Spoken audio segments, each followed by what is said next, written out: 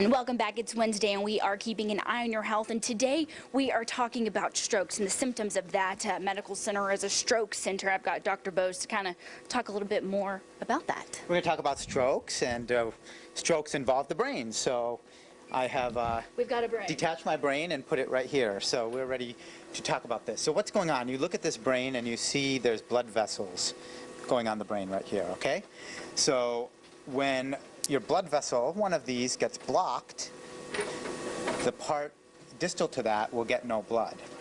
And each parts of these brain control certain functions in your body. So Tatum, if we look at you, for example, you're holding this microphone. This is in your left arm. It's controlled by the right brain, exactly. So let's go here. This is the patient's right brain. If you have a stroke here, let's say you've blocked off a blood vessel and you don't get blood to this area, you can have a stroke. Yes, exactly. And you drop this microphone and it wouldn't... Thank goodness I'm at the hospital. Exactly.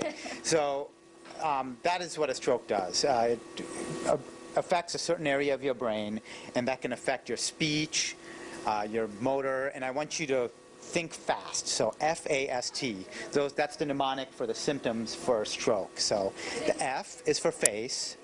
Drooping? So drooping of your face, that's concerning. The A is for arms, and we talked about arm weakness.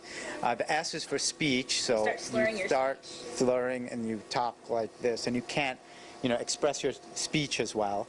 And the T is for timing. I want you guys to think of this quickly and get to the hospital quickly. Okay. And you're telling us that there is a medicine you could administer right away, depending on the timing. Correct. Depending on the timing. So if you come back to our Pyxis here, we have a medicine that if you're eligible for this, not every patient is, most patients aren't, but it's a clot-busting medicine, and you can bust that clot in the blood vessel of the brain and then get blood to that section of the brain. But to give that medicine, we usually need to get that patient within 3 hours of symptoms.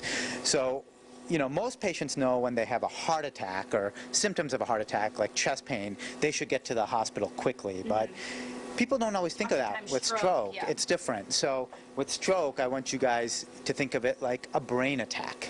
Okay. So, if you're having any of those fast symptoms, I want you to end up, calling 911. This is not something to drive in and get in an accident, and come in and get evaluated. Time is of the essence. Right, and especially, when we have a stroke center in our region, we can treat you quickly and hopefully have the best outcome, because we don't want those changes to be permanent. No. That's garbled speech, that motor weakness. So, All right. Dr. Bose, thank you so much.